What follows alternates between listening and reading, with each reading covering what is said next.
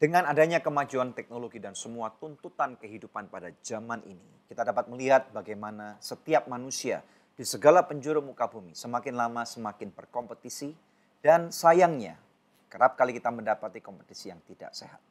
Betul sekali Daniel ya, dan kita lihat persaingan itu semakin tinggi gitu, kompetisi. Tapi hari ini kita akan membahas satu topik yang menarik sekali, yaitu to complete, not to compete. Ya, Nah, pemirsa sekalian, Anda menyaksikan Good News Program bersama dengan saya, Daniel Hendrata dan juga istri saya. Debbie Katarina, senang sekali bisa berjumpa kembali dengan pemirsa setia dari Good News Program. Ya, dan jangan lupa bahwa Good News Program dapat Anda saksikan melalui website kami yang ada di www.anugrah.net. Di mana, Deb? Di www.anugrah.net, dan bila ada di antara pemirsa yang memerlukan bantuan doa atau konseling, Anda bisa menghubungi kami di nomor-nomor telepon yang tertera di layar kaca pemirsa sekalian, atau melalui email di doa@anugrah.net. Ya, dan kita akan belajar hari ini sesuatu yang luar biasa dari seorang narasumber yang bernama Bapak Hengki Cahyadi. Dan oleh karena itu kita akan saksikan satu cuplikan yang berikut ini. Menurut Deo, Dan, and Reitzman, kompetisi adalah aktivitas mencapai tujuan dengan cara mengalahkan orang lain atau kelompok. Sejak kecil tentunya kita diajari untuk memiliki jiwa kompetisi dalam segala aspek kehidupan kita, baik dalam sekolah, dunia kampus, pekerjaan, bahkan sampai kehidupan di keluarga. Dalam episode To Complete Not to Compete, kali ini Good News kedatangan seorang narasumber, Bapak Hengki Cahyadi. Beliau merupakan suami dan ayah dari 2 orang putri, pernah menjabat sebagai production manager, operational director, bahkan head of brand corp dari sebuah perusahaan di Indonesia. Namun yang menariknya, beliau memutuskan untuk berhenti dan mulai menjadi reviver. Apa itu reviver? Apa hubungannya dengan budaya kompetisi yang terjadi di dunia saat ini? Baikkah berkompetisi dalam kehidupan? Temukan jawabannya sesaat lagi hanya di Good News Program. Ada satu pemikiran aja terbersit dalam pemikiran saya, tiba-tiba diberikan satu statement begini, competition is evil. Wah, saya kaget gitu ya.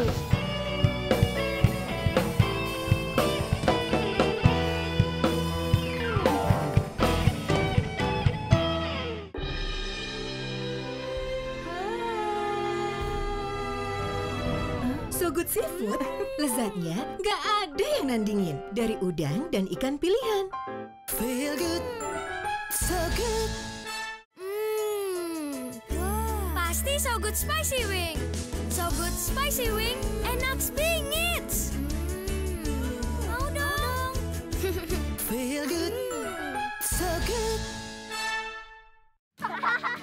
Sayur apa yang besar? Apa ya? Dinosaurus. Nah, kalau ayam yang besar, ayam semesta. Kalau yang besar dan bikin seru, Sones Jumbo. Baru sosis So Nice Jumbo. Jumbo sosisnya, jumbo serunya, jumbo puasnya. Gimana? Seru? Apalagi kalau pakai sosis Sones Jumbo. So Nice Jumbo, jumbo puasnya.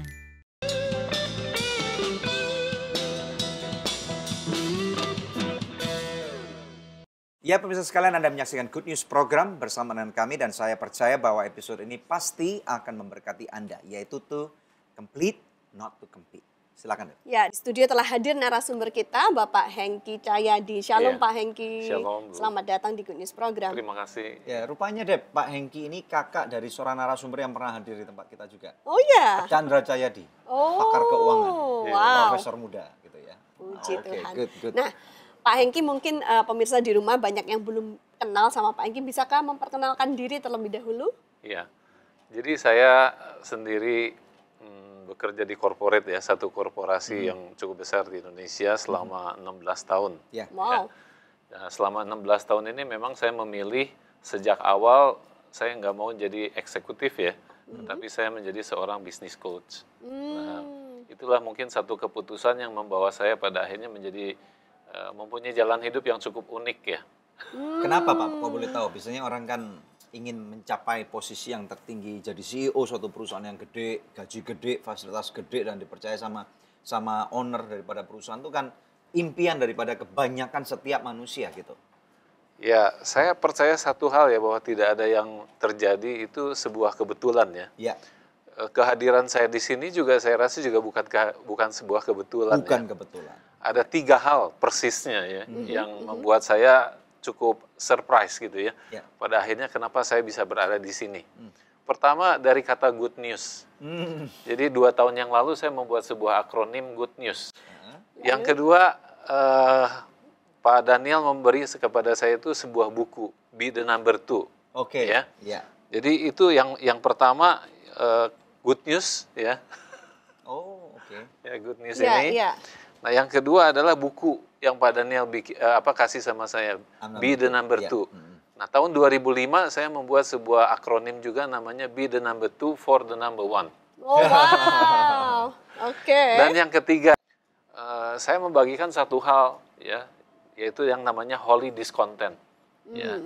Waktu itu holy discontent ya udah begitu aja kan, kita ketemu, tapi akhirnya Pak Daniel mengundang saya untuk hadir di Anugerah Fellowship ya, hari Kamis. Ya. Dan persis pada saat itu Bu Debbie membagikan namanya disappointment is his appointment. Ya, ya. Nah, sebetulnya ini 3 hal yang menurut saya benar-benar bukan sebuah kebetulan. Karena inilah salah satu yang saya memang benar mau bagikan ya kepada masyarakat Indonesia, khususnya kepada anak-anak muda ya. Saya pelajari bahwa saya bikin satu akronim DHA ya. DHA itu adalah satu molekul yang banyak dijumpai di mata, Ya. di hati, dan di otak. Ya. Dan bukankah ketidakpuasan itu juga banyaknya mulainya dari mata, dari hati, dan dari pikiran kita Iya, gitu. Betul. iya. Ya. Jadi saya melihat ini luar biasa ya. Tuhan Ya. mengorkestrate sedemikian sehingga saya bisa menemani Pak Senta. Akhirnya saya bisa mendapatkan 3 konfirmasi itu kenapa saya hadir pada saat hari ini. Puji Wow, Tuhan. iya, iya. Wow. Jadi memang firman Tuhan sudah mengatakan orang benar langkah kakinya diatur oleh Tuhan. Ya, Ya, puji Tuhan. Ya, jadi Pak Hengki ini 16 tahun ya Iya. bekerja di bidang profesional sebagai business consultant, business coach. business ya. coach, tapi terus kemudian memilih untuk mendirikan sebuah yayasan ya, sebuah Iya. pelayanan, Iya. Human Strategic Capital for Indonesia. Iya, betul. Tell us about it, Pak. Apa ini maksudnya? Ya, jadi itu adalah tahun-tahun di mana sebetulnya saya juga nggak kepikir ya. Tetapi memang ada sebuah pengalaman di mana saya berpikir gini, saya merasa bahwa satu hari saya pasti nggak akan ada di corporate lagi gitu. Nah, tetapi itu Tuhan berikan itu lewat sebuah serentetan pengalaman. Ya. Ya, serentetan pengalaman di tahun 2007. Apa yang terjadi? Nah, pada tahun 2007 itu saya lagi nyetir nih sendirian, ya, 2007 nyetir sendirian.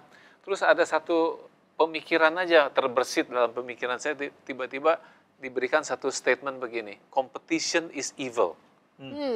Wah, saya kaget gitu ya. Saya kaget, kenapa? Karena saya sendiri orang yang sangat Suka kompetitif. berkompetisi ya. Iya, iya. Jadi kan ada 3 kemungkinan menurut saya ya. Menurut logiknya kan ada 3 kemungkinan. Mungkin dari orang, human ya, atau saya sendiri ya, itu nggak betul ya. Karena apa? Karena saya senang berkompetisi. Berarti suara itu pasti bukan dari saya. Kemungkinan kedua dari setan.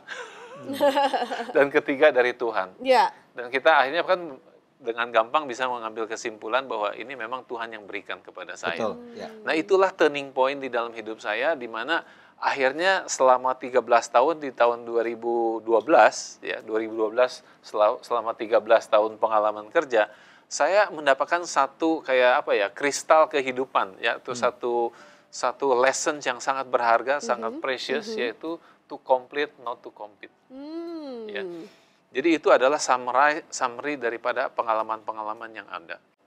Saya merasa Tuhan itu banyak memberikan kepada saya itu hal-hal yang unik.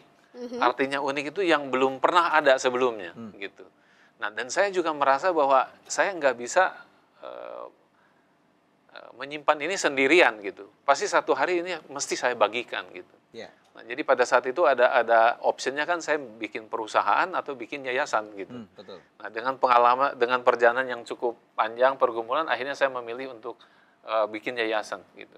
Karena kalau bikin bisnis akhirnya ya hasilnya ya uang lagi. Profit gitu ya. lagi. Nah, Ya. sedangkan kalau kita bicara tadi Yesaya 61 ya, saya dapatnya Yesaya 62, tapi itu juga satu konfirmasi hari ini. Wow. Pas 2 hari sebelum hari saya berakhir, saya membuat akronim Good News itu. Dan saya rasa itu baru tadi saya di sini saya melihat bahwa wah ini sebetulnya benang merahnya. Jadi tugasnya saya sekarang membawakan good news. Amin. Nah, tetapi good news seperti apa gitu ya? Kita nggak bisa tiba-tiba langsung membawa good news bagaimana Kristus menjadi juru selamat untuk orang tersebut gitu. Betul, ya. ya. Tetapi saya melihatnya kita itu harus memberikan good news secara apa ya? Bertahap begitu ya. Betul. Karena pemahaman orang berbeda-beda gitu. Nah, tetapi untuk membuat satu langkah yang cukup drastis dan radikal, berhenti dari dunia korporat dan kemudian bagaimana caranya Anda bisa meyakinkan istri dan anak-anak Anda bahwa ini adalah langkah yang tepat gitu. Iya. Ini pertanyaan menarik. Jangan jawab dulu, kita akan lewat yang satu ini. Ya, silakan. Ya. Ya pemirsa, ingin tahu lanjutan ceritanya seperti apa? Tetap stay tune bersama kami hanya di Good News Program. Dan award yang kedua itu khusus diberikan kepada kami dan diberi judul karena kita diberikan satu title menjadi Unique Learning Organization.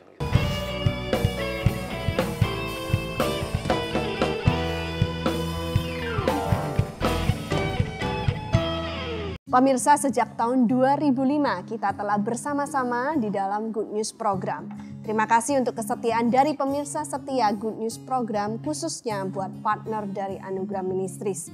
Bila ada di antara pemirsa yang belum menjadi partner Anugerah Ministries, izinkan saya mengetuk hati Anda. Mari sama-sama kita dukung Anugerah Ministries supaya bisa lebih banyak lagi pekerjaan Tuhan yang kita lakukan bersama-sama. Anda bisa menghubungi kami di nomor telepon yang tertera di layar kaca pemirsa atau memberikan taburan di nomor rekening yang tertera. Pemirsa, kami percaya taburan Anda berada di ladang yang subur dan akan membuahkan banyak hasil bagi pekerjaan Tuhan. Tuhan Yesus memberkati.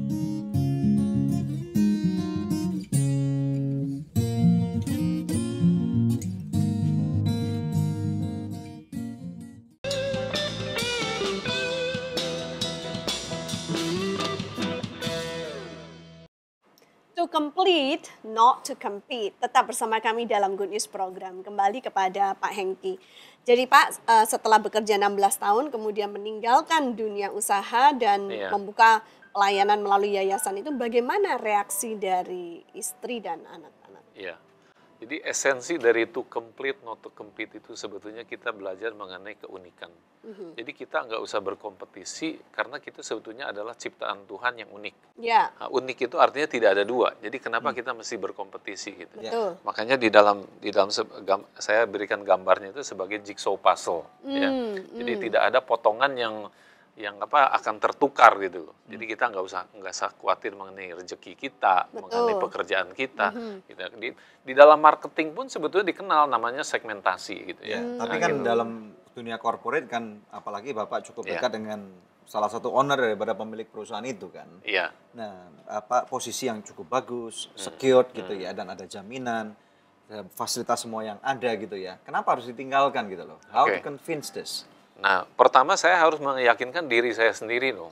Apa yang saya buat ini, apa yang saya dapatkan dari Tuhan ini benar apa enggak? Saya mengalaminya atau enggak gitu. Saya nggak bisa convince orang lain kalau saya nggak bisa convince diri saya sendiri. Betul.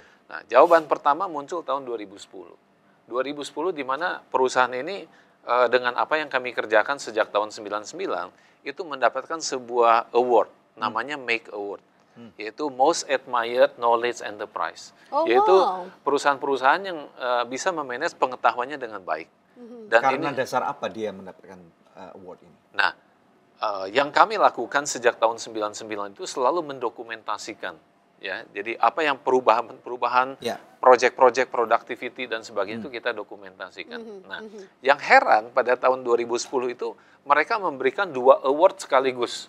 Dan award yang kedua itu khusus diberikan kepada kami dan diberi judul karena kita diberikan satu title menjadi Unique Learning Organization. Gitu.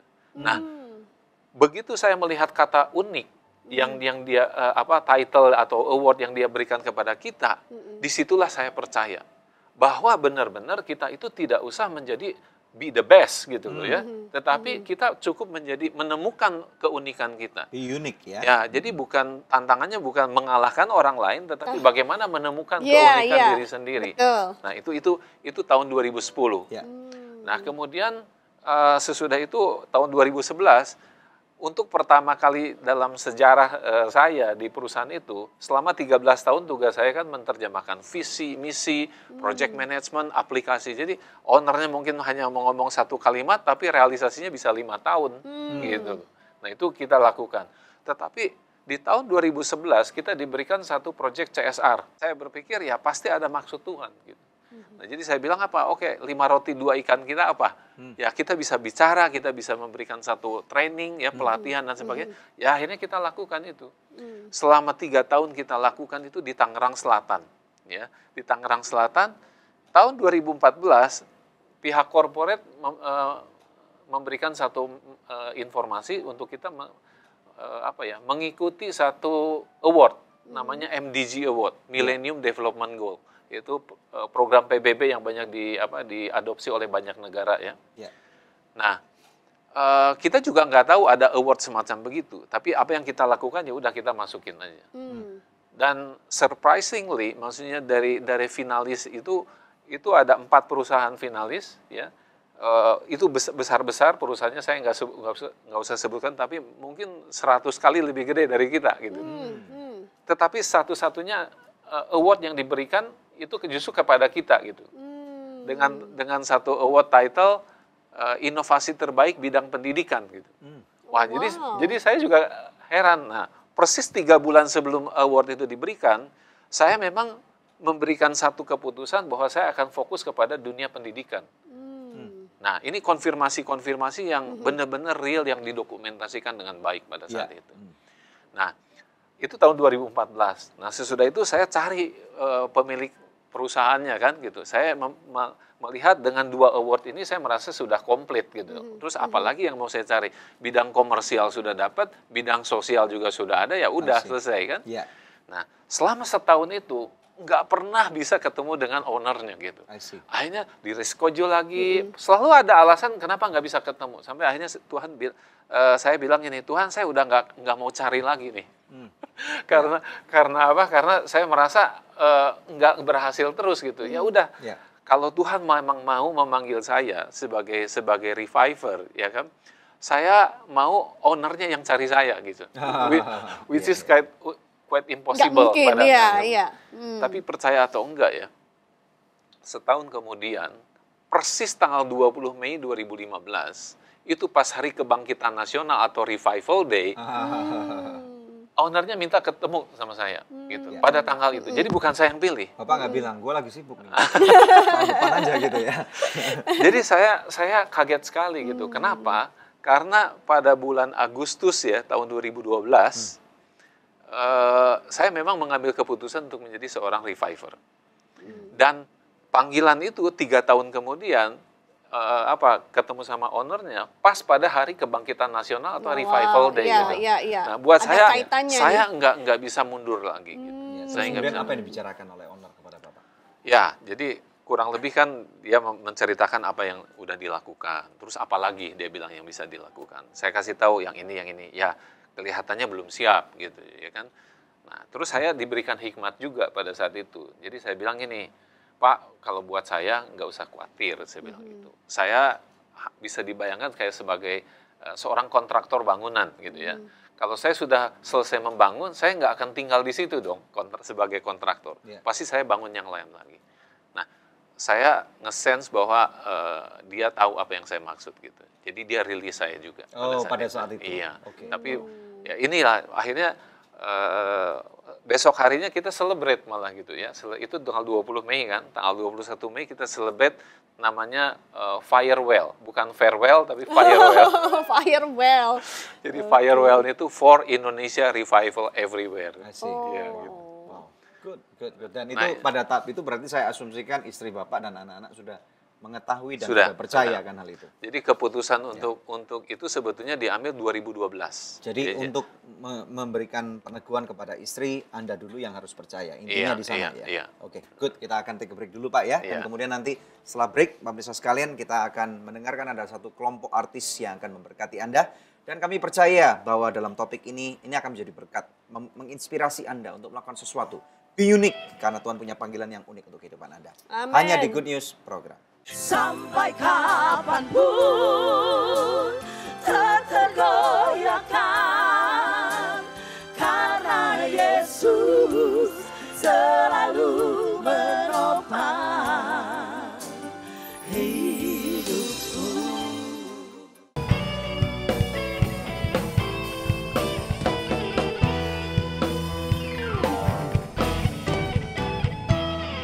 Takkan pernah ku bawa selain yang terbaik. Selamanya ku kan selalu menyembahmu.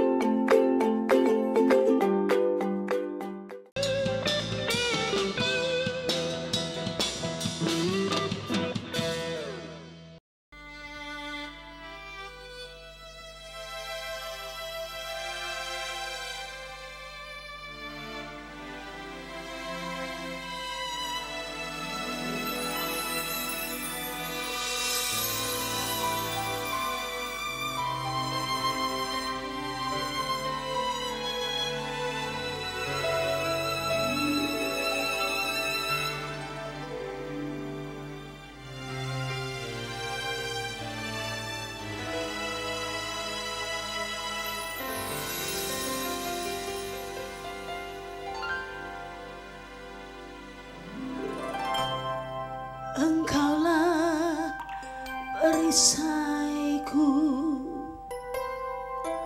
saat badai hidup menerpaku. Janjimu di dalamku, pulihkan jiwaku, ku kan berdiri di tengah badai dengan kekuatan yang kau berikan. Sampai kapanpun ku kan bertahan, karena Yesus selalu menopang hidupku.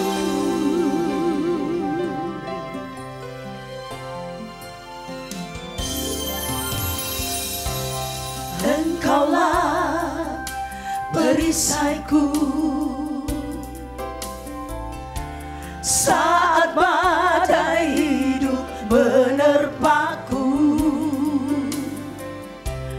Firman-Mu di dalamku, tenangkan jiwaku, ku kan bertahan dalam tekanan dengan kekuatan yang kau berikan. Sampai kapanpun tak tergoyahkan, karena Yesus selalu menopang hidupku.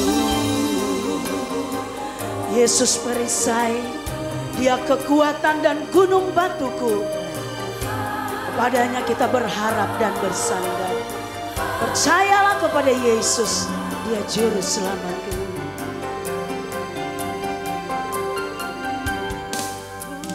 Ku kan berdiri di tengah badai dengan kekuatan yang kau berikan.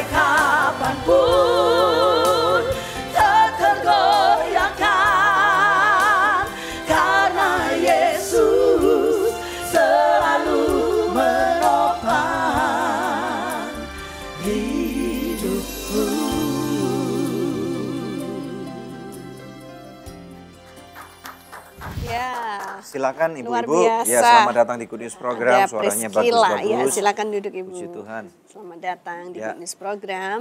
Ya. Cukup, oke. Mungkin bisa geser satu sini. Ya, boleh. Ya, puji Tuhan. Oke. Ya pemirsa, ada Priscilla ini nama grupnya ya. Boleh diperkenalkan dulu siapa aja anggotanya ini? Shalom, pemirsa Good News yang diberkati. Kami Priscilla Group. Nama saya Eni Orpa. Nama saya Eli Rahel. Ya, dan saya Febelu Mempo. Ya, jadi ibu-ibu ini tergabung dari satu kelompok gereja. Iya. Oke, dan ibu yang mengepalai. Ya, puji Tuhan. Tadinya kakak saya tapi sudah dipanggil Tuhan jadi ganti saya. Kami Priscilla sebenarnya bertiga tuh berempat tapi bertiga kami kandung. Yang satu saudara dalam Tuhan. Oh, oke. Oh, makanya ibu yang ini dengan ibu yang itu mirip ya? Iya. Oh, oke. Satu yang sudah dipanggil Tuhan.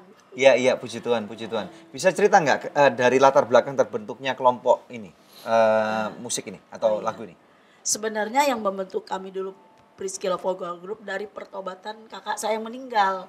Dia itu dari penyanyi atau pemain musik wanita terkelompok dalam grup dangdut. Namanya Ken Dedes. Oh, oke. Tapi Nah, sebelumnya terus kemudian? mereka dalam grup namanya, sesudah Ken Dedes dia bertobat. Iya. Akhirnya dia memanggil kami, ya KKD terbentuklah kami. Tapi sebelum Priscilla ada namanya grup Torsina. Torsina, Iya. oke. Jadi lagu-lagu lama itu karena mereka bukan saudara jadi kan terpisah-pisah, tidak bertahan lama akhirnya. Iya. Terbentuklah kami saudara. Iya, iya. Sudah berapa tahun terbentuknya Priscilla ini? Kami terbentuk sejak tahun 82 ya. 82? Wow. Oh wow. Dari yang kecil-kecil masih remaja sampai sekarang udah. Iya, iya, iya. Berarti bukan cuman ini, sudah ada yang punya cucu nih kira-kira nih?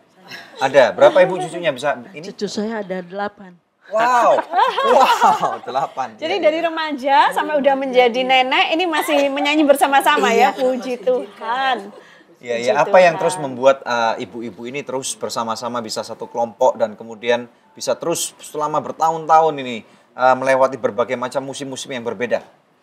Kami punya satu visi ya bersama, yaitu ya kami ingin selalu melayani Tuhan. Karena Priscilla itu diambil dari satu kisah tentang Priscilla yang mendukung pelayanan dari Rasul Paulus. Ya dia kan seorang wanita. Kebetulan orang tua saya juga dia orang beriman, dia kasih nama udah Priscilla aja karena Priscilla mendukung pelayanan Rasul Paulus. Jadi kami kan tergabung dari perempuan-perempuan, jadi maka terbentuklah itu. Dan satu visi kami ya untuk memuliakan nama Tuhan dan jadi berkat. Ya kita kan nggak bisa misalnya pergi atau berkhotbah pada waktu itu, tapi ya lewat nyanyi lah yang Tuhan kasih talenta karunia. Menarik. Lihat sekarang pada zaman sekarang kan banyak tuh artis-artis muda tuh. Iya. Dibandingkan dengan ibu dulu, perbandingannya zaman sekarang dengan zaman itu apa bedanya yang ibu banyak lihat? Ya ada sisi positif dan negatifnya ya. Kalau sisi positifnya ya kan semakin lebih baik lagi karena kan banyak hal yang menopang untuk dia menjadi penyanyi. Kalau sisi dari negatifnya ya mungkin serba instan gitu, gampang ya. Tetapi kan kalau kita dulu melalui proses, kalau rekaman aja ulang-ulang berapa kali, nggak bisa kayak sekarang, mungkin agak lebih mudah ya digital.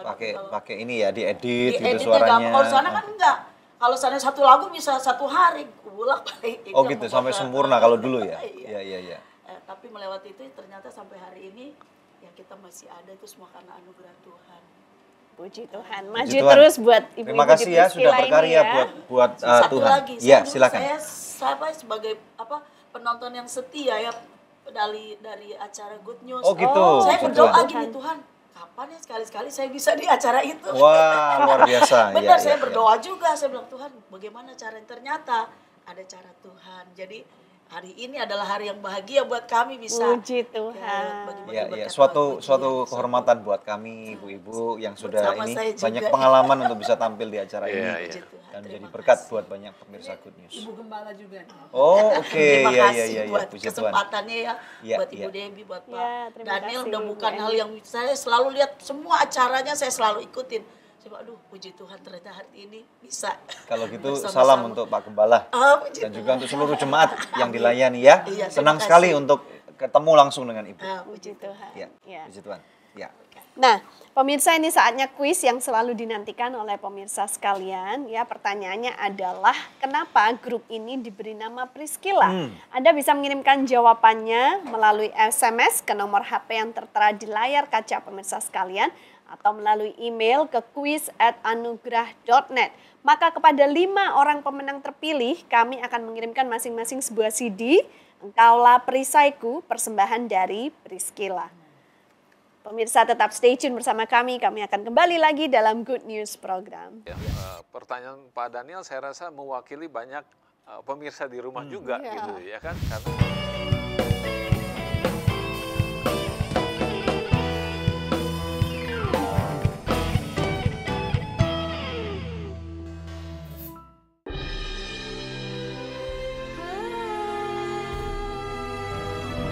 So Good Seafood, lezatnya nggak ada yang nandingin. Dari udang dan ikan pilihan. Feel good, so good. Pasti So Good Spicy Wing. So Good Spicy Wing, enak bingit.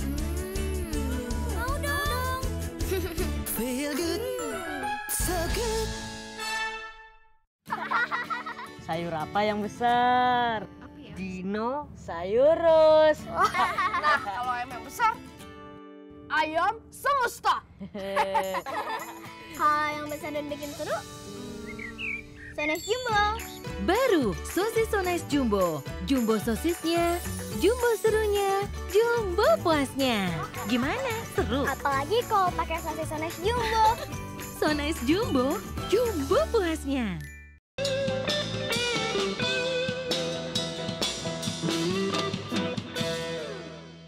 Masih bersama kami dalam Good News program, to complete, not to compete. Oke, kembali kepada Pak Hengki Cahyadi. Pak, bisa dijelaskan apa saja yang selama ini sudah dilakukan baik oleh Bapak maupun oleh Ibu ya dalam pelayanan yayasan ini? ya, jadi kalau saya mungkin lebih banyak ke arah coaching ya. Kalau istri saya lebih banyak ke arah counseling. Jadi orang kan banyak mempunyai masalah ya. Nah, masalah ini memang harus diberesin dari sisi individunya sendiri. Ya. Nah, setelah dia dipulihkan, nah kemudian kita harus membawa dia kepada purpose of life-nya, ya, calling-nya, uniqueness-nya seperti apa. Nah, itu biasa saya lebih banyak berperan di situ. Oh, jadi Ibu dulu konselingin dia, udah beres kasih Bapak gitu. Kurang lebih seperti itu. Siapa aja ini yang dikonselingin maupun yang di-coaching? Apakah anak-anak muda? Ya. Jadi fokus kita memang ke anak muda ya. Kita mau mempersiapkan anak muda yang masuk ke marketplace ya. Jadi kalau kita bayangannya itu kayak anak muda ini mau satu hari mau naik gunung nih, mau jadi mencapai puncak gunung atau puncak karirnya dia gitu kan. Ini yang menjadi menjadi sangat menarik sekali buat mereka kan. Ya. Di sebuah research ya di Harvard ya. Itu generasi millennials itu ditanya gitu. Apa yang mereka mau? 80% dari mereka bilang dia mau famous, ya. 50% lebih dari mereka they want to be rich, ya. Dia mau menjadi kaya gitu. Tetapi kita tahu kan, maksudnya bahwa kekayaan dan kepopuleran itu bukan the essence of life-nya gitu. Ya. Banyak orang yang merasa lonely justru pada saat mereka mencapai itu semua gitu. Nah, hari ini kita akan bicara pas nih tentang to complete not to compete. Iya. Nah, tapi mau nggak mau kan dari kecil kita memang sudah dididik bahwa kita akan istilahnya harus jadi yang terbaik nih. Dan kalau bisa kita ranking 1 gitu. Nah, ini kan apakah tidak merubah cara pandang dari orang-orang yang selama ini sudah dibesarkan dengan sistem pendidikan dan metodologi daripada cara pandang dunia yang seperti ini gitu. Gimana, Pak? Ya, ini sangat relevan sekali ya. Pertanyaan Pak Daniel saya rasa mewakili banyak pemirsa di rumah juga gitu ya kan, karena bayangkan saya pun mendapatkan ini pada saat umur saya 41 tahun gitu. Betul. Bayangkan selama 41 tahun ini saya kemana aja gitu. Ya kan? Padahal saya merasa bahwa saya baca firman Tuhan dan sebagainya. Lama tahun 2011 sampai 2015, 2016 lah plus gitu ya sedikit ya. Saya memberikan kayak semacam event begitu ya, pelatihan baik ke ibu rumah tangga, university, school, teacher ya, kemudian juga businessman dan sebagainya. Lebih dari 150 event. Oh, wow. Ya, lebih 150 event dan lebih daripada 2.000 orang ya bisa dijangkau dalam ya memang nggak terlalu banyak gitu ya. Tapi ini satu sampel yang cukup menarik kalau saya bagikan statistiknya. Pada saat event itu dilangsungkan, akhirnya saya mendapat satu pelajaran yang sangat penting bagaimana kita meyakinkan mereka mengenai keunikan ini. Dengan saya bertanya hanya 4 pertanyaan. Apa itu, Pak? Ya. Pertanyaan pertama yang biasa saya lakukan, siapa di ruangan ini yang ingin menjadi yang terbaik? Itu hampir 100% angkat tangan semua gitu loh, ya kan? Nah, yang kedua, saya bertanya begini. Menurut keyakinan Anda, ya, nah, ini saya bicarakan kepada publik ya, ada yang agama Kristen, ada yang Islam, ada Buddha, Hindu, gitu. Apapun keyakinan mereka, saya bertanya, menurut keyakinan mereka, Tuhan yang mereka percaya itu berharap apa dari mereka? Apakah mereka berharap yang menjadi yang terbaik, atau Tuhan itu berharap kita melakukan yang terbaik gitu. Nah, itu mereka biasanya mulai senyum-senyum tuh di situ. Tentunya Tuhan menginginkan kita melakukan yang terbaik. Iya. Nah, pertanyaan yang terakhir yang saya lakukan adalah gini. Setelah Anda tahu bahwa Tuhan pencipta yang maha kuasa pun hanya berharap kepada kita untuk melakukan yang terbaik, siapa di ruangan ini yang masih ingin menjadi yang terbaik? Masih ada yang angkat tangan? Biasanya itu hanya sedikit, paling beberapa orang, dan ini biasanya yang mereka belum nangkep apa yang saya maksud gitu. Dan ini consistently, maksudnya di semua event itu, baik yang sifatnya di daerah maupun di perkotaan, baik yang ekonominya kurang maupun ekonominya sudah mapan gitu. Nah, itulah yang membuat saya sangat excited sekali ya. Begitu banyak lahan yang perlu yang bisa saya share gitu kepada mereka. Saya teringat ada cerita 2 salesman yang dikirim ke Afrika kan untuk menjual sepatu gitu pada zaman dulu gitu. Satu salesman mengatakan, wah udah jangan pergi ke sana, tidak ada yang pakai sepatu, dia bilang gitu sana, ya kan. Nah, salesman kedua dikirim ke sana, dia bilang, wow, this is a big opportunity. Karena tidak ada satupun yang sepatu. Jadi ini saya melihat cara pandang ya. Iya, cara pandang itu, dan saya melihat bahwa Tuhan kayak seolah-olah menitipkan ke saya. Saya pun orang yang dulunya sangat kompetitif, tetapi saya sekarang bisa meyakinkan mereka gitu. Dan ini yang membuat saya excited kenapa saya akhirnya meninggalkan pekerjaan. Nah, bayangkan kalau ini kita bagikan kepada anak-anak muda Indonesia gitu. Apa yang bisa dilakukan 10-15 tahun mendatang? Mereka akan menjadi generasi yang berbeda. Betul sekali. Ya. Nah, Bapak juga menekankan to complete. Untuk saling melengkapi gitu. Ini apakah artinya kita harus saling bekerja sama dengan orang-orang yang lain? Ya, jadi to complete itu mempunyai 2 pengertian. To complete yang pertama itu tuntas, finish sampai akhir gitu. To complete. Ya. Jadi bukan berapa cepatnya kita. Nah, dunia kan mengkondisikan kita supaya yang paling cepat yang dapat hadiah gitu. Tapi di mata Tuhan sebetulnya bukan performance, tetapi faithfulness. Makanya ada istilah F1 Reviver itu, F1-nya itu faithful until well done. Gitu. Nah, jadi ini adalah nilai-nilai yang kita perlu bagikan. Nah, ada satu hal yang menarik ya. Jadi ini pun saya turunkan ke anak saya gitu. Ya, jadi filosofi to complete, not to complete. Nah, ini dibuat menjadi buku. Jadi dia melakukan kayak semacam mini survei ya kepada 21 profesi. Ada dokter bedah, ada kriminologi, kemudian ada pembantu rumah tangga, agent, insurance agent. Waktu mereka ditanya, di mana pertama kali mereka mengenal konsep kompetisi? Dan jawabannya lebih banyak di rumah. Di rumah. Nah, misalnya gini, ayo makan. Lebih cepat dari koko atau dari kakaknya, nanti kamu dikasih hadiah. Nah, ini kan sebetulnya spirit kompetisi yang tidak sadar kita introduce. Atau dibanding-bandingkan sama sepupu gitu kan. Itu lo sepupu kamu lebih pintar, lebih jago gitu. Tapi Pak, kalau misalnya anak masih kecil gitu ya, menurut Bapak, apa yang harus dilakukan supaya orang tua bisa menyalurkan cara pandang yang benar kepada anak, bukan supaya untuk menjadi yang terutamanya, tetapi kalau anak-anak kecil kan kadang-kadang ada yang memang suka makan sampai gendut, ada yang misalnya anak saya kadang-kadang suka makan, kadang-kadang nggak suka makan. Kira-kira apa yang bisa dilakukan menurut cara pandang Pak Hengki? Ya, salah satu yang mereka... Sebentar, Pak, kita akan break dulu aja. Kita nanti akan pandang ini ya, kita akan masuk ke sana. Oke, pemirsa sekalian, jangan kemana-mana. Ini pertanyaan yang penting sekali. Seringkali orang tua yang tanpa sadar yang menjerumuskan anak untuk bukan to complete, bukan menjadi unik tetapi berkompetisi. Hanya di Good News program. Satu bagian di sini. Itu perlu menemukan, itu tentunya nggak mudah menemukan keunikan setiap anak. Betul. Makanya kenapa tidak dianjurkan kita untuk terus bertambah, berkembang kalau kita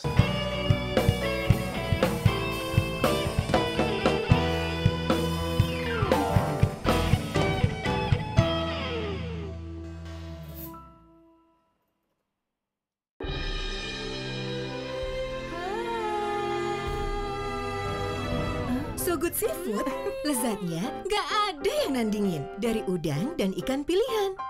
Feel good, so good. Pasti So Good Spicy Wing. So Good Spicy Wing, enak bingit. Mau dong. Feel good, so good. Sayur apa yang besar? Dinosaurus. Nah, kalau ayam yang besar, ayam semesta. Kalau yang besar dan bikin seru, Sones Jumbo. Baru sosis So Nice Jumbo. Jumbo sosisnya, jumbo serunya, jumbo puasnya. Gimana? Seru? Apalagi kalau pakai sosis Sones Jumbo. So Nice Jumbo, jumbo puasnya.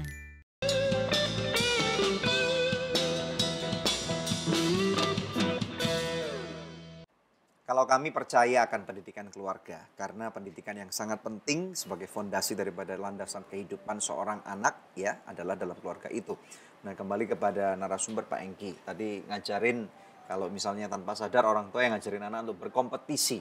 Nah, cara yang sehat Pak gimana? Ya, jadi dari sejak kecil ya, baiknya itu apa yang kita amati dari anak itu, kita benar-benar memberitahu, kamu tuh orangnya baik. Jadi pada saat dia melakukan satu kebaikan, itu di-capture. Bukan pada saat dia melakukan kesalahan kita capture gitu. Ya, jadi dia akan lebih banyak self-esteem-nya akan bertumbuh ya, seperti itu. Adakah hubungan antara self-esteem dengan makan cepat atau makan lambat? Maksudnya gini, jangan sampai self-esteem-nya itu dibangun karena dia makannya cepat gitu. Ya, kayak tadi misalnya, kalau saya cepat makan berarti saya itu lebih berharga dari dia. Jadi dia akan merasa superior gitu. ya? Iya, betul. betul. Nah, berarti pertanyaan gini, bolehkah kita berkompetisi? Oke. Jadi kalau pertanyaan ini munculnya sebelum saya menemukan itu, saya bilang boleh karena ada sisi baiknya, ada sisi positifnya. Nah, ada satu quote yang memberikan inspirasi bagus sekali ya buat saya. Jadi gini, kompetisi itu hanya membuat produk menjadi jauh lebih baik, tetapi akan membuat manusia jauh lebih buruk. Jadi pada saat kita mengintroduce kompetisi, mungkin dia nilainya jadi bagus di sekolah. Tetapi ada spirit yang kita tanamkan yang satu hari akan tiba-tiba muncul begitu aja. Dan kita bingung. Dan kita bingung dari mana nih munculnya semua. Padahal itu pasti ada benang merahnya. Ya, tetapi maksudnya kalau kita melihat segala sesuatu, memang di dunia ini ya, adanya olimpiade olahraga.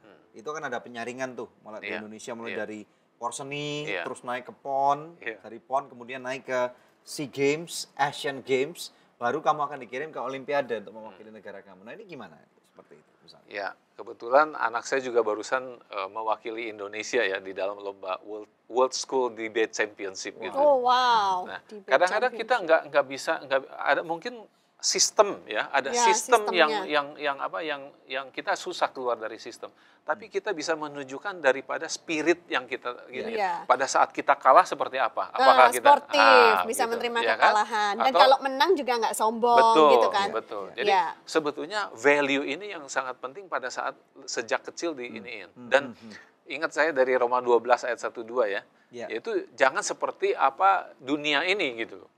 Nah, artinya apa? Sistem memang sudah diciptakan di dunia ini, kita sistem kompetisi dan sebagainya. Justru kita memberikan satu alternatif. Nah, saya lagi berpikir ya waktu kemarin waktu Senta mau sharing di sini. Saya good news saya mau bagiin apa gitu loh. Nah, akhirnya Tuhan berikan satu pengertian gini. Good news itu buat saya itu is hope, betul nggak? Jadi good news apa yang saya bawa hari ini?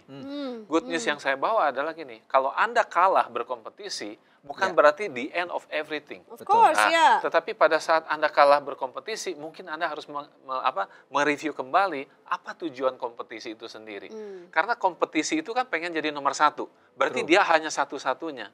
Nah, saya memberikan alternatif untuk menjadi unik, itu juga satu-satunya juga gitu. Nah, jadi rahasianya adalah bukan menjadi be the best, tetapi do the best in the area that you are good at gitu. Iya, Iya, cara gitu. itu keunikan kamu tidak akan istilahnya nggak berkompetisi lagi dengan orang lain. Saya juga membantu sekarang di dunia pendidikan ya. Kalau misalnya sekarang kita bikin sebuah sistem lain, ada 20 anak dalam satu kelas, bukannya dicari the best student gitu ya. Karena the best student orang akan jadi berkompetisi dan orang mau jadi seperti orang itu kan. Nah, kalau ada 20 anak menurut saya dengan sistem yang baru yang kita sedang buat gitu ya kan, harus ada 20 kategori. Jadi setiap anak harus dikasih tahu apa bagusnya itu, dan itu benar-benar luar biasa akan mengubah kehidupan di Indonesia ini gitu. Kalau kita hanya dapat satu juara, terus yang lainnya enggak hilang semuanya, apa gunanya gitu. Tetapi kalau kita benar-benar namanya dunia pendidikan, 20 anak harus ada 20 hal positif mengenai anak itu gitu. Nah, ini yang kita mau lakukan. Ini yang kita mau sosialisasikan, to complete itu. Jadi di dalam jigsaw puzzle picture itu setiap anak mengisi satu bagian di sini. Itu perlu menemukan, itu tentunya nggak mudah menemukan keunikan setiap anak. Betul. Makanya kenapa tidak dianjurkan kita untuk terus bertambah, berkembang kalau kita sendiri nggak mampu. Di beberapa kompetisi atau mungkin bukan kompetisi ya, konser piano anak-anak kecil. Ini semua misalnya 20 anak dan anak kami pernah menjadi bagian daripada itu, semua anak dapat trofi. Ini membantu nggak? Karena saya pernah mendengar bahwa model seperti ini ternyata walaupun dia mainnya jelek juga dapat trofi. Ternyata ini nggak ngebantu banget untuk anak itu menjadi excellent juga, karena jelek pun juga dapat trofi ini gitu. Yang tadi saya bilang ya, mungkin dia tidak berubah secara spektakuler, tetapi ada satu self esteem dalam dirinya yang dibangun. Dan itu sangat penting sekali gitu. Apa sih sebetulnya yang kita cari juga sebagai orang dewasa? Bukankah juga banyak kita juga melakukan sesuatu dan kita senang kalau kita direcognize kan? Diberi satu pengakuan gitu. Nah, kalau kita lakukan ini sejak kecil kepada anak-anak, mereka akan tumbuh menjadi manusia yang enggak mencari pengakuan-pengakuan di luar gitu. Apa yang harus dilakukan supaya orang tua ini bisa mengidentifikasi keunikan masing-masing anak gitu. Jadi keunikan itu bisa diidentifikasi sebetulnya sejak kecil banget. Jadi dia hobi apa, senang apa, dan sebagainya. Nah, dia dibantu untuk menemukan keunikan-keunikan. Kalau misalnya kita bawa di mall, misalnya jalan ya, ada anak yang senang nanti apa ya, misalnya mainan apa. Nah, kita pikir sebetulnya di belakang ini dia pasti ada satu keunikan yang sedang dia cari sebetulnya. Dia senangnya ke alat musik, dia senangnya ke mana, dan sebagainya. Itu bisa diobservasi. Jadi saran saya, jangan membandingkan. Pertama. Ini dulu ya. Jangan membandingkan, don't compare gitu ya, satu. Tetapi diberikan satu pengakuan, dia hebatnya di mana, dia senangnya apa, ya udah di situ. Dan selalu diajak ini, jangan berkompetisi siapa yang lebih hebat. Ajarkanlah mereka harus bersatu untuk mencapai sesuatu yang lain, yang lebih besar. Contoh misalnya ya, kompetisi itu kan sekarang orang lawan orang, ya kan, perusahaan lawan perusahaan dan sebagainya. Tapi sebetulnya yang jadi salahnya pemikirannya adalah gini. Salah mendefinisikan siapa musuhnya itu. Who are the enemy? Nah, enemy-nya mestinya yang namanya penyakit, kebodohan, itulah musuh kita gitu loh. Jadi selama misalnya ini baik di pelayanan maupun sekolah mencapai tujuan untuk mengalahkan kebodohan, ya kan, untuk meniadakan penyakit, ya berarti kita pada jalur yang sama gitu. Jadi kita nggak usah berkompetisi. Good. Oke, kita akan take a break dulu ya. Seorang mahasiswa yang beberapa saat yang lalu meminta bantuan doa dari Good News Program, ya mahasiswa ini dari Nusa Tenggara Timur. Setelah kami doakan, beberapa saat kemudian dia kirim SMS kembali dan berkata, "Shalom Bapak dan Ibu, saya bersyukur buat kebaikan Tuhan karena pada bulan Juli saya telah mengikuti ujian skripsi dan sekarang nilainya sudah didapatkan nilai A. Terima kasih, puji Tuhan, Bapak, Ibu, saudara-saudari sekalian. Masih adakah di antara Anda yang memerlukan bantuan doa atau konseling? Anda bisa menghubungi kami di nomor-nomor telepon yang tertera di layar kaca pemirsa sekalian. Sebab tim konseling dan doa kami siap untuk membantu Anda.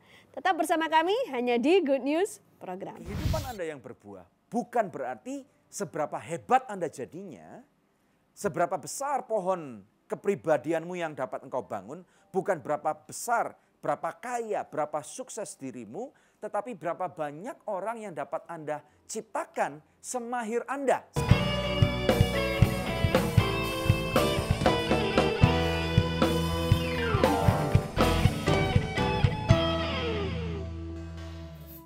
Takkan pernah ku bawa selain yang terbaik. Selamanya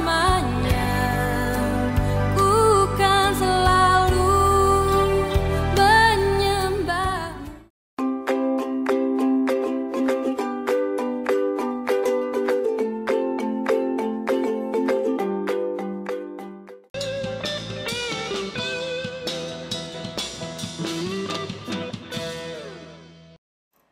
Kita tiba di segmen terakhir dari Good News Program. Langsung kembali kepada Pak Hengki Cahyadi. Ya, ingin kembali kepada Bapak, Pak. Nah, kalau misalnya punya anak 2 atau 3 tadi, ini yang 1 C terus nilainya. Atau misalnya dapat 6 terus gitu. Sedangkan kakak-kakaknya cenderungnya nilainya A plus. Nah gimana kan? Secara otomatis kita nggak sadar karena kenapa sih nggak kayak kamu gitu. Dapat A gitu kan, orang tua juga ikut seneng gitu. Gimana, Pak?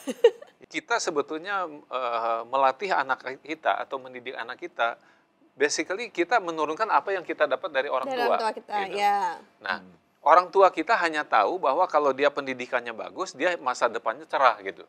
Nah, kita juga masuk ke dalam alam pikiran kita, tetapi Berbanding lurus ke sana. iya, tetapi bedanya adalah kalau kita sekarang kita mendapat contoh-contoh lebih banyak dari dunia ini, banyak orang yang akademisnya nggak baik, tetapi dia bisa berhasil sangat baik di bidang lain. Tapi bukan berarti orang tua melakukan pembiaran. Bukan, tetapi ya. dia harus mengarahkan, Orang tua tidak boleh melakukan pembiaran. dan selalu memberikan encouragement gitu ya. Misalnya kalau kita dengar dari Thomas Alva Edison dia sebetulnya di sekolah udah gagal, udah dikeluarin, tetapi orang tuanya, ibunya justru percaya sekali dia akan menjadi orang hebat. Nah, ini yang akhirnya mendorong dia bahkan menjadi penemu listrik. Salah satu penemu terbesar. Iya, gitu. Nah, jadi dengan contoh-contoh yang kita dapatkan dari sosial media, kita sebetulnya harusnya lebih berpengetahuan lebih luas gitu. Ya kan? Ada wisdom yang lain gitu. Contoh ada orang pernah posting ikan nggak mungkin disuruh pintar manjat pohon. Iya, betul. Gitu betul. Multiple intelligence. Monyet nggak mungkin suruh pintar berenang gitu. Betul. Jadi intinya introduce uniqueness since early in the childhood. Jadi to complete, but not to compete, rangkuman yang bisa kita rangkum adalah nomor 1 menemukan keunikan. Nomor 2 tentunya di dalam menemukan keunikan ini perlu bimbingan dari orang tua atau orang-orang yang lebih pintar dari kita atau yang punya pengalaman dengan orang-orang yang sama nilainya. Dan tentunya nomor 3, kalau misalnya anak-anak perlu bantuan mungkin tidak bisa dilakukan pembiaran, tapi mungkin orang tua harus berkaca juga nih, kenapa anak saya dapat C ya, apakah mungkin ini salah satu bentuk protes orang tuanya nggak pernah di rumah misalnya. Ya butuh kasih sayang, butuh perhatian. Atau nurun orang tuanya dulu juga banyak dapat C. Juga bisa seperti itu ya, genetika kalau itu repot. Ya oke, terus udah ya, berarti salah satu daripada 3 ini bisa cukup ya. Dan kemudian kita akan pertajam terus. Oke. Well, Pak Hengki, terima kasih. Kami sangat diberkati, unik sekali dari apa yang Bapak jabarkan kepada kami. Kami percaya ini akan jadi berkat. Ya, oke. Dan Bapak punya sesuatu katanya yang menjadikan kepada saya kami. ingin memberikan satu konfirmasi atau satu recognition ya buat Pak Daniel dan juga Bu Debbie ya. Dengan pertemuan yang begitu singkat, hanya ketemu 2 kali ya. Sama Ibu Debbie mungkin belum pernah ya, tapi saya ikutin yang fellowship itu dan saya mendapat sekali yang disappointment itu. Jadi saya ingin memberikan pengakuan keunikan itu. Ini Pak Daniel ya. Jadi Pak Daniel itu saya melihat banyak sekali inisiatif-inisiatif yang baik ya, yang ditunjukkan yang ditempel di dinding-dinding itu sebetulnya inisiatif yang is about leadership gitu ya. Jadi Daniel itu adalah decisive action For new initiative is the essence of leadership. Wow. That's for you. Puji Tuhan. Wow, Puji ini mesti Tuhan. berdiri dulu dong. Ya. Puji Tuhan. Terima kasih. Ya, satu lagi Ibu Debbie ya. Ya. Terima kasih Pak Engki, terima kasih. Mudah-mudahan saya Malah kami benar, dikasih. mudah-mudahan saya benar menerjemahkan keunikannya. Oh benar Nama Pak, Tuhan benar. dipermuliakan, ya. Benar Pak. Kalau istrinya bilang benar, pasti Iya. benar. Dia leader banget, visioner banget Oke, memang. kalau ini benar nggak Pak? Tunjukin contekannya dulu. Saya dapat sekali dari Ibu Iya. Debbie mengenai waktu kemarin ikut fellowship-nya ya. Iya. Jadi konsep yang saya sharing dengan Pak Daniel mengenai holy discontent diterjemahkan dengan sangat baik menjadi disappointment equal his appointment. Ya, Praise the ya. Lord. Nah, Ya, mungkin puji Tuhan. ibu aja yang bacain. Coba. Disappointment eliminates the blessing and the best of you, chosen and appointed to take care his appointment, resolving issues with no argumentation. Wow, ini nama panjang lagi Debbie Katarina. Ini susah banget bikinnya. Panjang Terima lah. kasih, ya. Thank you, Pak. Terima kasih. Oke, kita Thank you so duduk. much Pak. Wow, Ya. ini satu perjumpaan Luar yang menarik biasa. sekali, berkesan sekali ya. Oke, puji Tuhan. Pemirsa sekalian, mari kita lihat dalam firman Tuhan yang akan kita lihat bersama-sama daripada kitab Efesus pasal yang kedua. Ini menarik dan akan berselaras dengan apa yang tadi kita udah dengarkan dan pelajari. Efesus 2 ayat 19 sampai dengan ayat 22 firman Tuhan berkata, demikianlah kamu bukan lagi orang asing dan pendatang, melainkan kawan sewarga dari orang-orang kudus dan anggota-anggota keluarga Allah yang dibangun di atas dasar para rasul, para nabi dengan Kristus Yesus sebagai batu penjuru. Di dalam Dia tumbuh seluruh bangunan rapi tersusun menjadi bait Allah yang kudus di dalam Tuhan. Di dalam Dia kamu juga turut dibangun menjadi tempat kediaman Allah di dalam Roh. Kita harus menemukan apa yang menjadi panggilan, ya. Jadi Anda ke gereja, Anda pergi ke persekutuan doa, Anda mendengarkan khotbah-khotbah. Salah satu esensi saya percaya yang sering kali dikhotbahkan adalah temukan panggilan kamu. Nah, ini berbicara sebenarnya tidak lain tidak bukan adalah mengenai keunikan. Nah, sayangnya kita sudah tinggal sangat lama di dunia ini, ya, sesuai dengan usia kita, kemudian dilatar belakangi dengan kultur budaya, kesukuan kita, ya, bagaimana orang tua kita membesarkan kita, kota di mana kita berasal, ya. Saya tinggal di kota Jakarta, puji Tuhan sudah 12 tahun ini. Sebelum kami pindah ke kota Jakarta, kami melihat, ya, ini bagi orang Jakarta yang tersinggung mohon maaf nih. Saya melihat orang Jakarta ini dulu nih, 13 tahun, 15 tahun yang lalu saya melihat orang Jakarta itu egois banget gitu ya. Kalau misalnya ada teman atau keluarga gitu ya, yang pergi ke Jakarta mau dititipin barang untuk cari barang ini, cari barang itu, atau mau kirim barang ke rumah teman gitu ya, atau ambil barang, kok nggak mau gitu loh. Ya, saya tersinggung banget seringkali pada waktu itu, sebelum saya tinggal di Jakarta. Saya tidak mengerti gitu ya, tetapi kemudian pada waktu setelah saya pindah ke Jakarta, saya baru mulai nangkep, ngerti gitu loh ya.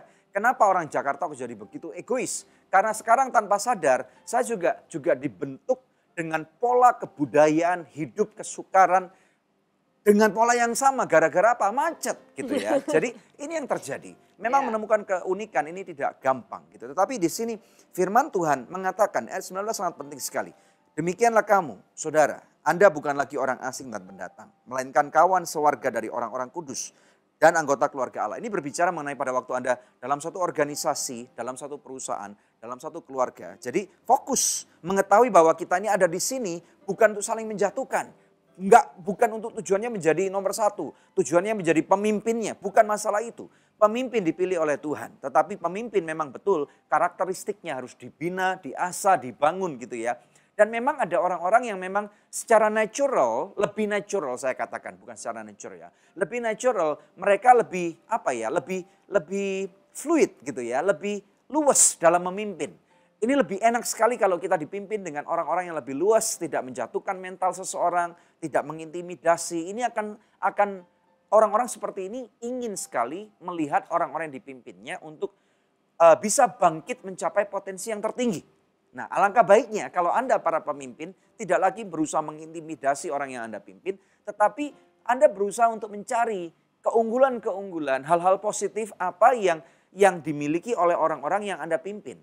Anda dalam perusahaan juga seperti itu, khususnya di dalam rumah tangga juga seperti itu. Sehingga pada waktu orang-orang yang Anda pimpin, ini akan menemukan jati diri dan keunikan yang terbaik. Dan mereka bisa menjadi fluid, seluas seperti yang Anda kehendaki dan Anda mereka menjadi terbaik, maka posisi Anda sebagai seorang leader itu secure gitu ya.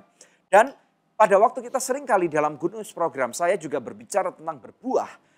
Kehidupan Anda yang berbuah bukan berarti seberapa hebat Anda jadinya, seberapa besar pohon kepribadianmu yang dapat engkau bangun, bukan berapa besar, berapa kaya, berapa sukses dirimu, tetapi berapa banyak orang yang dapat Anda ciptakan semahir Anda, sehebat Anda di dalam kapasitas yang Tuhan sudah percayakan kepada Anda.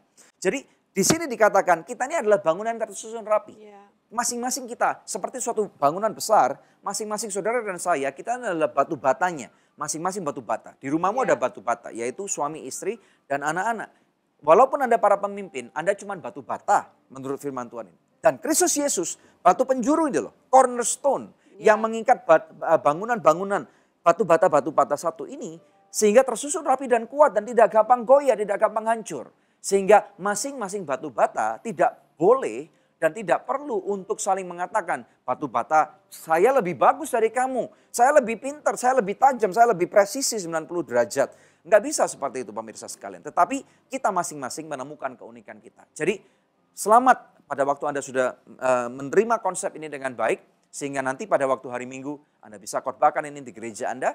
Dan mulai bangun jemaatmu. Bukan lagi mencari jemaat yang paling kaya. Bukan mencari jemaat yang paling bertalenta. Tetapi spot talent gitu ya. Anda sebagai gembala kalau Anda menyaksikan acara ini. Anda pun dapat mendorong jemaat yang Anda pimpin untuk mengerti talenta-talenta Anda. Apa yang jemaat Anda punya. Kemudian bangun kehidupan mereka dengan sana. Ciptakan orang-orang kaya baru di gereja Anda. Ciptakan orang-orang pintar baru di gereja Anda. Ciptakan pemain pemusik yang handal di gereja Anda. Sehingga Anda nggak perlu cari jemaat orang lain. Anda bangun jemaat itu sendiri dan Anda sebagai pemimpin akan secure. Sehingga jemaatmu pasti akan loyal. Ya, dan nama Tuhan dipermuliakan. Dan kalau orang itu akan dipakai Tuhan di tempat lain, berkati mereka karena Tuhan punya musim dalam kehidupan mereka. Nah saya percaya inilah panggilan Anda. Panggilan saya sebagai anak-anak Tuhan bahwa kita dipanggil untuk memperlengkapi. Bukan untuk berkompetisi. Maukah Anda to complete but not to compete? Kalau Anda tertantang untuk hal ini, mari kita berdoa bersama-sama. Bapa dalam nama Tuhan Yesus Kristus, kami berdoa untuk setiap pemirsa Good News. Mereka yang menerima konsep ini. Tuhan kami menyerahkan mereka dalam nama Yesus. Engkau lawat mereka. Para leader Tuhan, para gembala-gembala, para pemimpin perusahaan, orang tua, para pemimpin kelompok sel. Untuk mereka boleh mengidentifikasi dengan benar. Dalam nama Yesus, aku melepaskan hikmat dan berkat yang tercurah. Dalam nama Yesus di dalam kehidupan saudara. Tuhan mengasihi dirimu dan Kristus Yesus sebagai batu penjuru dalam kehidupanmu. Terima pemirsa, di dalam nama Tuhan Yesus Kristus yang diberkati Tuhan bersama dengan kami katakan. Amin. Haleluya. Amin, amin. Ya pemirsa, satu tayangan yang luar biasa nih telah kita lalui bersama ya. Kami percaya program ini telah memberkati pemirsa sekalian. Tiba saatnya untuk kami pamit undur dari hadapan pemirsa. Untuk berjumpa kembali di pekan yang akan datang di hari, jam, dan stasiun televisi yang sama. Saya Debbie Katarina bersama dengan suami saya. Daniel Hendrata, dan jangan lupa untuk subscribe ya. Jempol di YouTube kami dan juga di Facebook kami. Banyak daripada live streaming kami tayangkan, ini akan memberkati kehidupan Anda. Terima kasih. Tuhan Yesus memberkati.